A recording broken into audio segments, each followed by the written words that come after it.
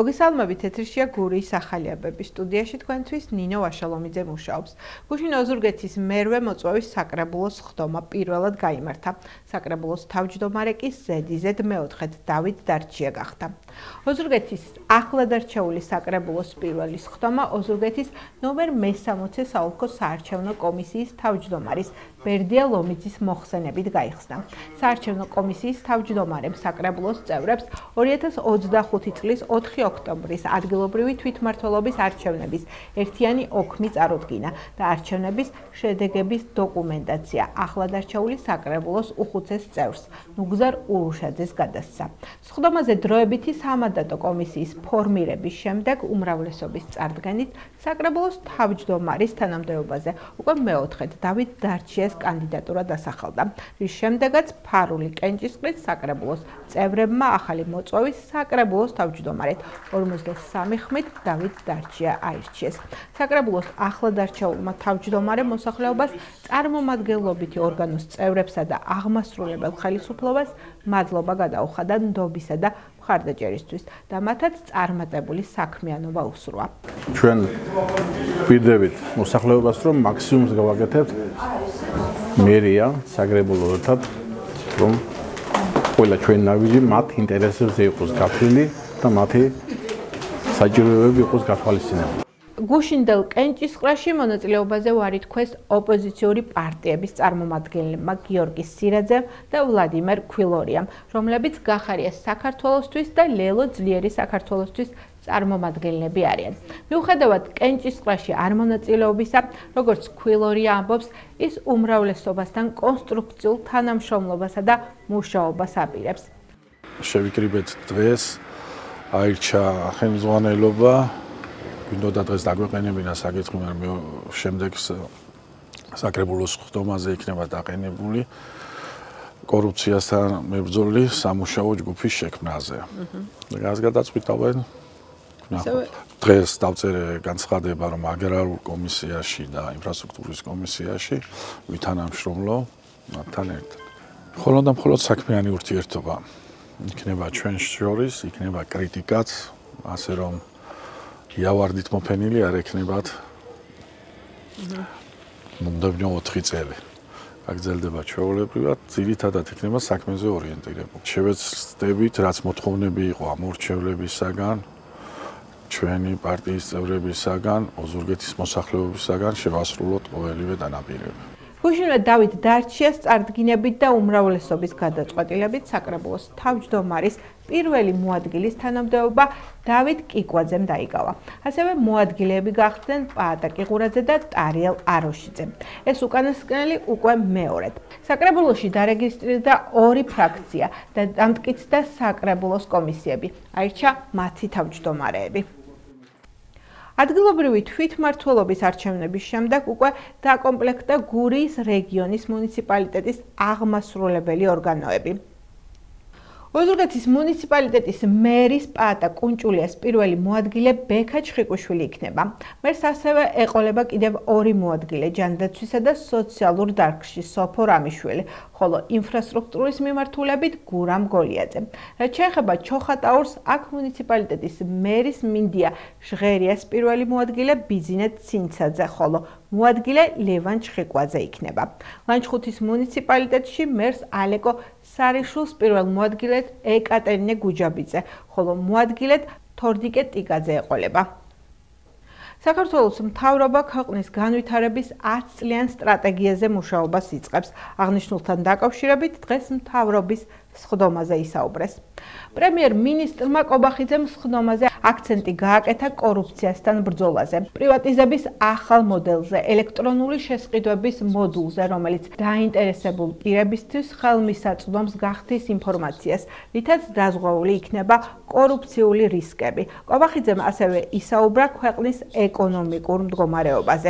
და მოხარული ვართ, რომ წელს საუდო რეზერვები უკვე გაიზარდა 5 მილიარდ 600 მილიონ დოლარამდე, რაც არის რეკორდული მაჩვენებელი. ჩვენ ბევრს საუბრობთ კიდევ ერთ თემაზე, ეს არის კორუფციასთან ბრძოლა და როგორც მოგეხსენებათ, ამ მიმართულებით ბევრი რამ გაკეთდა გასული რამდენიმე თვის განმავლობაში და გვინდა გაგიზიაროთ კიდევ ერთი ინიციატივა, რომელიც უკავშირდება ბაზრის კვლევის ელექტრონული მოდელის დანერგვას. ეს არის ძალიან მნიშვნელოვანი ინიციატივა, რომელიც გამორიცხავს გარიგებებს შემსხიდველო ორგანიზაციასა და შესაბამის კომპანიებს შორის. ყველაფერი იქნება სრულად გამჭვირვალე, შესაბამისად უზრუნველყოფილი იქნება სრულად სამართლიანი კონკურენცია, მთლიანად იქნება დაზღვეული შესაბამისი გარიგებები. ეს ბუნებრივია, უზრუნველყოფს ხარჯეფექტიანობის გაუმჯობესებას და საბოლოო ჯამში ეს ყველაფერი აისახება ბუნებრივია შესრულებული სამუშაოების ხარისხზეც. პრივატიზაციის ნაწილში პრაქტიკა მთლიანად შევცვალეთ. ყველაფერი გამოდის აუქციონზე იმისათვის, რომ მაქსიმალური სარგებელი ნახოს სახელმწიფომ და ბიუჯეტმა. რეგიონული განვითარებისა და ინფრასტრუქტურის ექს-მინისტრის ყოფილ მოადგილეს კობა გაბუნიას ბრალს სავარაუდოდ დღეს ოფიციალურად წარუდგენენ. გამოძიება დააკავებულ სამსახურეობრივი უფლებამოსილების ბოროტად გამოყენებას ედავება. საქმე ეხება მუნიციპალური განვითარების ფონდიდან 30 საბავშვო ბაღის რეაბილიტაციისთვის გამოყოფილი 9.365.000 ლარის თაღლითურად დაუფლებასა და 1.211.000 ლარის უკანონო შემოსავლის ლეგალიზების ფაქტს. ცნობილია, რომ ჩხრეკა ჩატარდა ინფრასტრუქტურის ყოფილ მინისტრთან, ირაკლი ქარსელაძესთან და სხვა პირებთან. ჯამში 20 სხვადასხვა ობიექტზე. როგორც ირკვევა, ეს იმ საქმეების გაგრძელება, რომელზეც ბრალდება მუნიციპალური განვითარების ფონდის ყოფილ ხელმძღვანელს დავით ტაბიძეს წაუყენეს. აღნიშნულ საქმეზე ასევე დაკავებულები არიან შპს ლაგი კაპიტალის ხელმძღვანელები. დანაშაული 9-დან 12 წლამდე ვადით თავისუფლების აღკვეთას ითვალისწინებს. დაჭერის და ჩხრეკის კიდევ ერთ სერიას შეფასებები მოჰყვა პოლიტიკურ სპექტრში.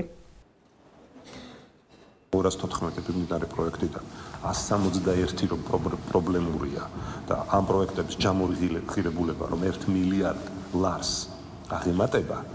ხლა ამას რომ მინისტრი თავად დაადასტურებს, მე მგონი აქ სხვა კითხვები უკვე აღარ ჩანს, მაგრამ არ უნდა დაგვავიწყდეს რომ დაახლოებით 1 წლის წინ ამავე დარბაზში ეს 99 დეპუტატი ტაშს უკრავდა ირაკლი ქარსელაძეს. ტაშს უკრავდა, მიესალმებოდა, მხარს უჭერდა. რაც რა თქმა უნდა ნიშნავს იმას, რომ პოლიტიკური პასუხისმგებლობა არათუ მინისტრის მოადგილეზე და მინისტრზე, რა თქმა უნდა ვრცელდება ქართულ ოცნებაზე. რა თქმა უნდა, ეს ნიშნავს საპარლამენტო კონტროლის კრახს, საპარლამენტო კონტროლის და ზედამხედველობის ჩავარდნას. ის რაც შესაბამისი უწყებების მიერ არის ხოლმე გადმოცემული განცხადებების და ბრიფინგების სახით, რა თქმა უნდა ამას ისმენს საზოგადოება და ეს რა თქმა უნდა მეტყველებს იმაზე, რომ ხელისუფლებას აქვს ეს პოლიტიკა, რომ კორუფცია ყველა დონეზე იყოს მინიმუმამდე დაყვანილი და შესაბამისად ეს იქნება ადრეული, თქვათ, ეპოქა თუ დღევანდელი და ასე შემდგომ, რა თქმა უნდა, ამას ერთადერთი მნიშვნელობა შეიძლება ქონდეს, რომ თქვათ, დღეს შეიძლება პრევენციული ხასიათის ზომები მიიღო. ოზურგეთის სახვითი ხელოვნების ცენტრში გამოფენა სახელწოდებით შემოქმედებითი მივლინება გაიმართა. გამოფენაში 21 მხატვარი იღებდა მონაწილეობას. პროექტის ფარგლებში გამოფენილი იყო დაზგური გრაფიკის სხვადასხვა საინტერესო ნიმუშები. ღონისძიებას ესწრებოდნენ როგორც ხელოვნების მოყვარულები, ასევე ადგილობრივი ხელისუფლების წარმომადგენლები. შემოქმედებითი მივლინება ოზურგეთის სახვითი ხელოვნების ცენტრის ერთ-ერთი წარმატებული პროექტია, რომლის მიზანიც დაზგური გრაფიკის პოპულარიზაცია და ორიგინალური ადგილობრივი კულტურული პლატფორმის ჩამოყალიბება. ცენტრთან არსებული სტუდია სახელოსნო სწორედ ის სივრცეა, სადაც დაზგური გრაფიკის საინტერესო ნიმუშებს ქმნიან. არა მხოლოდ ადგილობრივი, არამედ მთელი საქართველოდან და უცხო ქვეყნიდან ჩამოსული მხატვრები. მადლობა მასწავლებელო და გამარჯობა ჩემო თბილის ქალაქო. ოზურგეთის ნომერ 1 საჯარო სკოლის მოსწავლეებმა შემოდგომის მიწურულს 2 გამორჩეული ღონისძიება წარმოადგინეს. მადლობა მასწავლებელო, ასე ერქვა ღონისძიებას, რომელიც პირველ სკოლეებმა დღეს საყვარელ პედაგოგებს მიუძღვნეს.